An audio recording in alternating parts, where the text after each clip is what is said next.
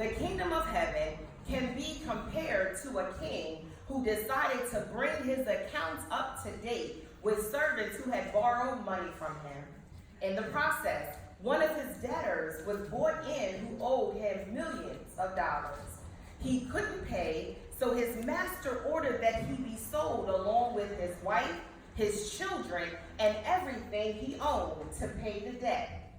But the man fell down before his master and begged him, "Please be patient with me, and I will pay it all." Then his master was filled with pity for him, and he released him and forgave his debt. But when the man left the king, he went to a fellow servant who owed him a few $1,000s. He grabbed him by the throat and demanded instant payment. His fellow servant fell down before him and begged for a little more time. "Be patient with me, and I will pay it," he pleaded. But his creditor wouldn't wait. He had the man arrested and put in prison until the debt could be paid in full. When some of the other servants saw this, they were very upset. They went to the king and told him everything that had happened. Then the king called in the man he had forgiven and said, "You evil servant, I forgave you that tremendous debt because you pleaded with me. Shouldn't you have mercy on your fellow servant, just as I had mercy on you?" Then the angry king sent the man to prison to be tortured until he had paid his entire debt. That's what my heavenly Father will do to you if you refuse to forgive your brothers and sisters from your heart. Let's jump down to Colossians chapter 3, verses 13. And it reads, "Make allowance for each other's faults and forgive anyone who offends you. Remember, the Lord forgave you, so you must forgive others."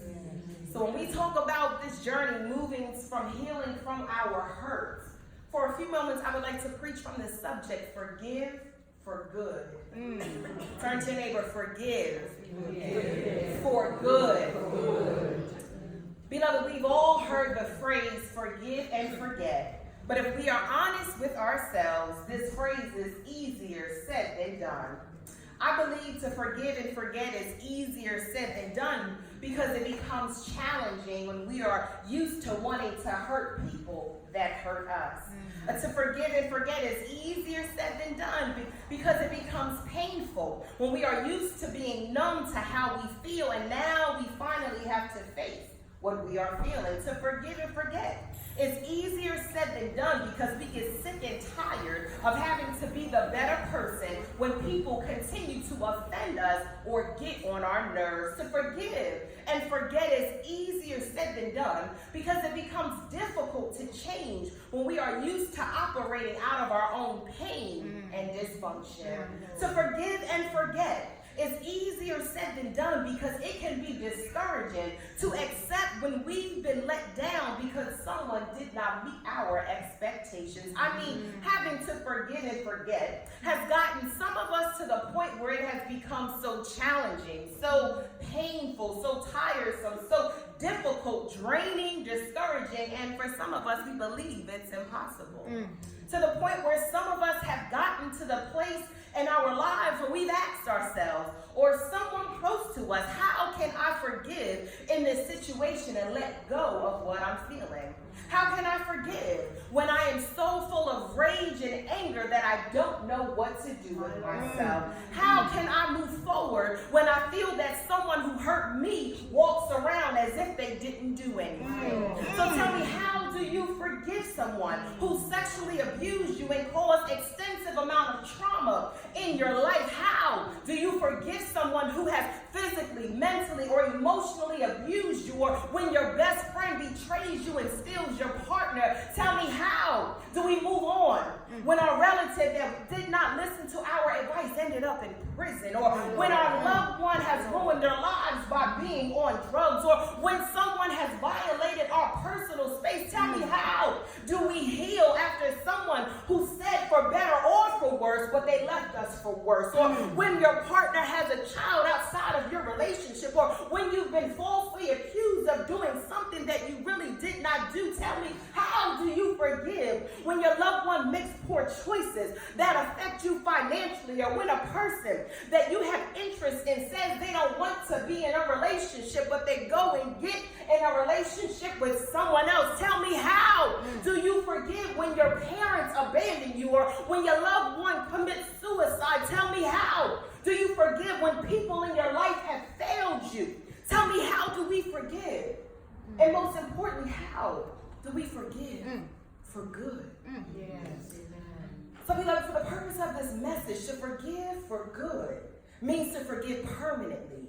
It means to let go forever. It means to be set free completely. And according to the author, Dr. Luskin, in his book, Forgive for Good, forgiveness means finding peace, even though we are in pain or have been mistreated. Because forgiveness is the experience of peace and understanding that can be felt in the present moment. Forgiveness means not allowing bad things to ruin our day, even though it ruined our past. Forgiveness means moving on with our lives after the incident occurred. It means learning how to take painful events less personal. Forgiveness means that we don't stop smelling the roses simply because we've been hurt. And Dr. Luskin also notes that forgiveness is above all a choice. It is a choice to find peace and live life to the fullest extent possible. Beloved, forgiving for good happens by making the conscious choice to do so. Dr. Luskin notes that forgiveness is a skill that we all must learn. It means that we must choose to learn. That means it doesn't happen on our own. And it means that it will take some effort on our part. And it means that it will take some practice.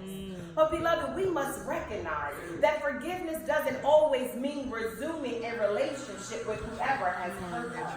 We must also realize that forgiveness is not just for other people, but we too must learn to forgive ourselves.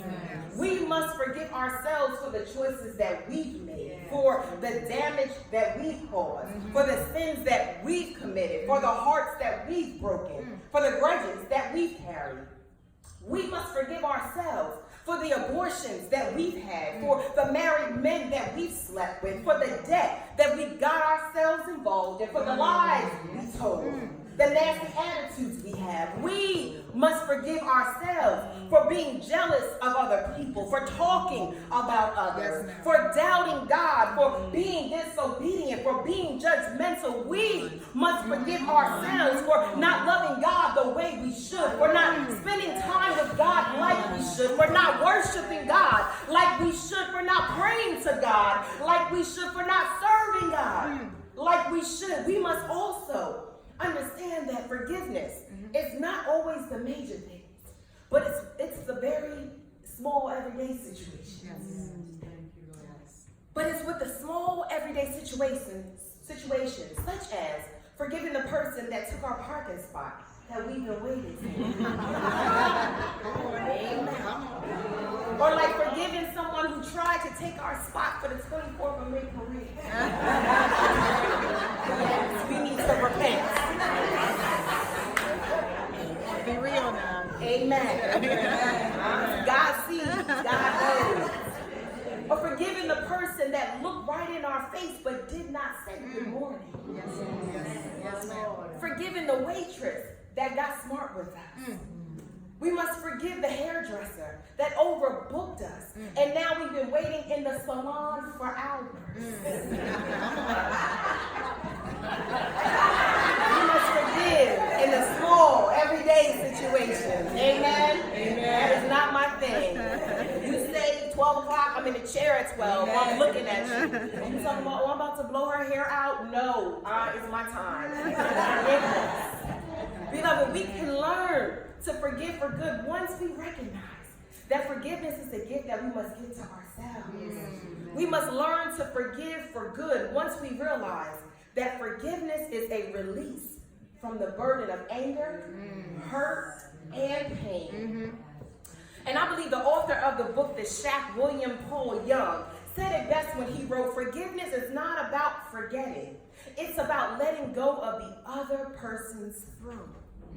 Because when we choose to forgive for good, we choose to take the steps to learn how to live in the present and future and not the past. When we choose to forgive for good, we learn how to let go of what we experience. We make the decision to go on with our lives. And according to Desmond and Empire Tutu, in their book, The Book of Forgiving, the fourfold path for healing ourselves and the world, they share that forgiveness is not easy, but it is the path to healing.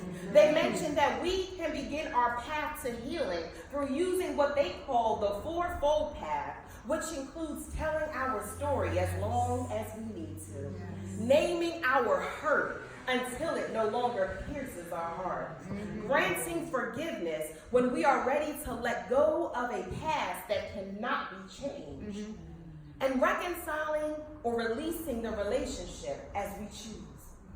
And I recognize that some of us are struggling even this very moment with forgiveness because we don't know how to forgive, or we don't want to deal with our emotions, or we don't have the words to communicate, or we don't want to be vulnerable, we don't want to discuss what happened, or we want to hold on and walk around with unforgiveness because it makes us feel like the other person won if we let it go.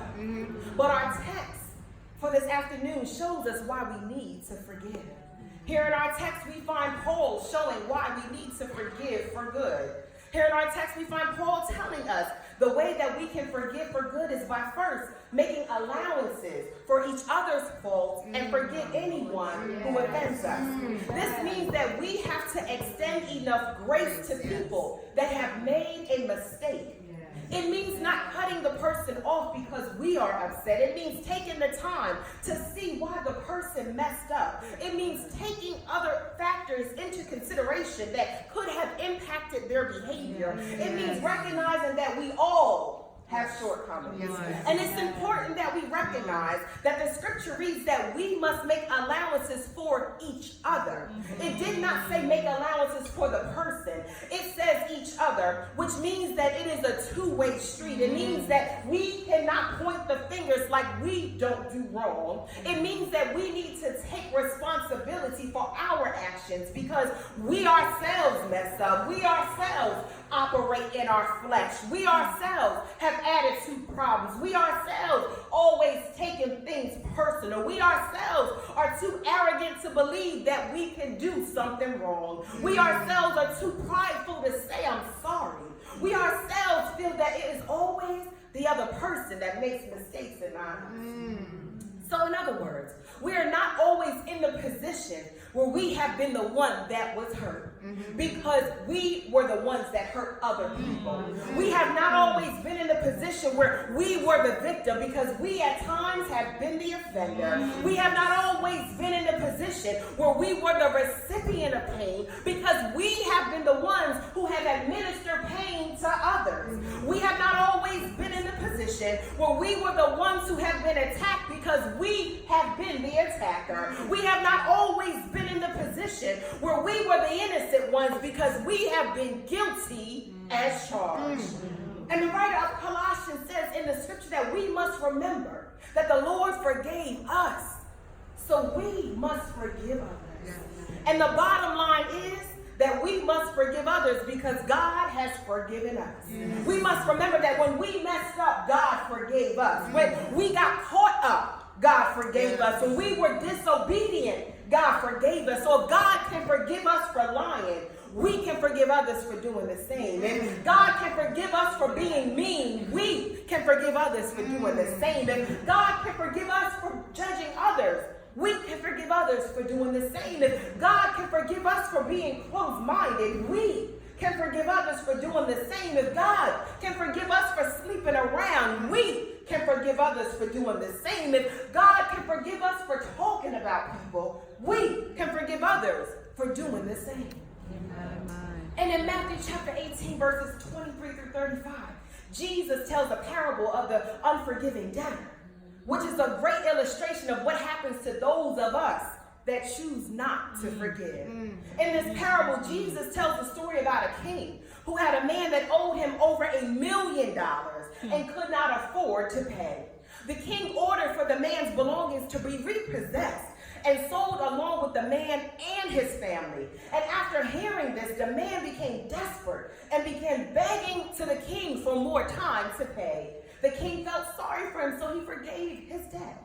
Meanwhile, after the man was released, he ran into someone who owed him a couple $1,000s.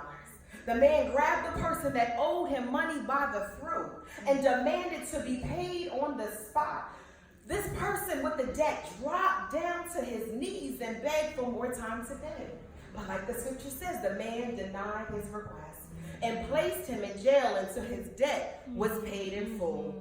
But the people who witnessed this incident were furious and went back to the king to let him know what happened. The king brought in the man whose debt he had forgiven, and the king asked the question, "You who were forgiven a tremendous debt, why couldn't you have mercy on the person I showed mercy when I showed mercy towards you?" The king ends up punishing the man by sending him to prison until his debt was paid. The lesson that Jesus teaches in this parable is that when we don't forgive, God will not forgive us. And that's the bottom line. Therefore, we cannot walk around acting like we are not going to forgive, because the truth of the matter is that we are in need of forgiveness from the King.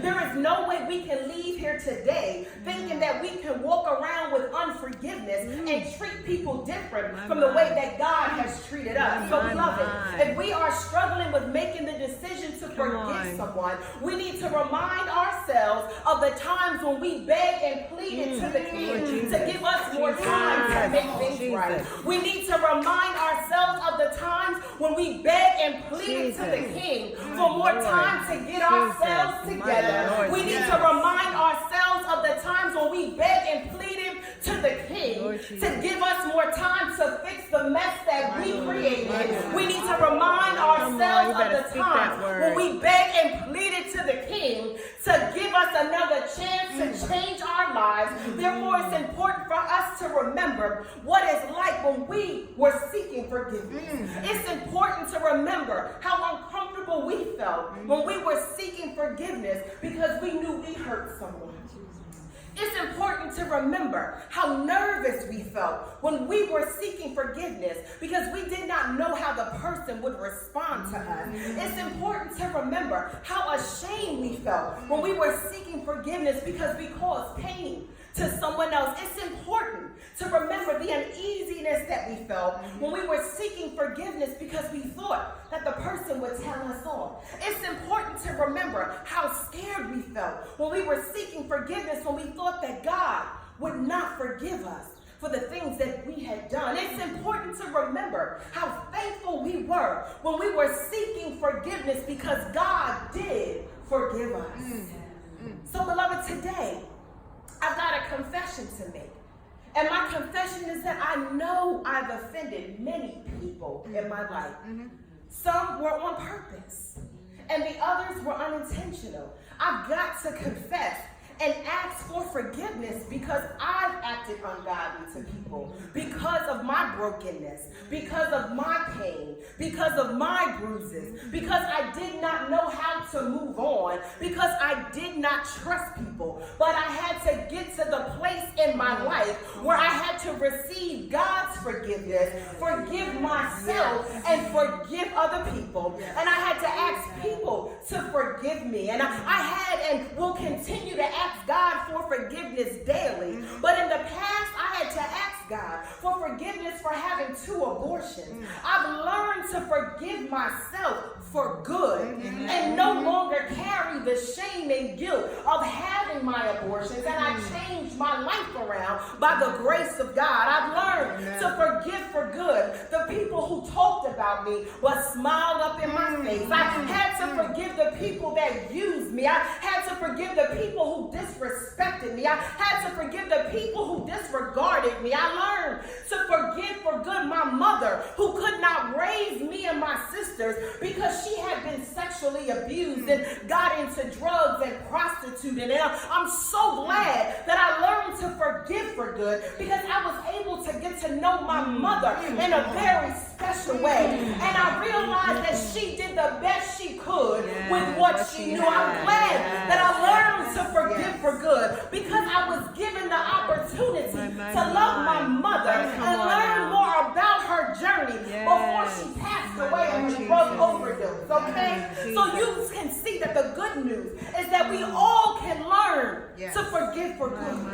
Because after all that Jesus had been through, after all the suffering he experienced, after all the pain that he endured, Jesus had enough love. Jesus had enough compassion. Jesus had enough grace that while he was stretched out on that cross, he shouted, "Father, forgive them, for they know not what they do." Jesus recognized that forgiveness is only something that God can help us do. So we can forgive for good, because there are people that only God can help us forgive. And these are people that God will help us forgive. There are situations that only God can help us forgive. And these are the situations that God will help us forgive. So we can forgive for good, because we have the kind of faith to believe that God will heal our broken hearts. God will heal us from our hurts. God will heal us from our past. We can forgive for good and be obedient to the word of God and extend the same grace to others that God has extended towards us. So we must forgive for good, because we are victorious over the situations that kept us bound in the past. We can forgive for good because we will empower others to do the same. So today I want to encourage each and every one of you to make the choice to forgive for good. Forgive for good. That is the word of the Lord. God is saying today, stop walking around here mad, bitter, upset. We can see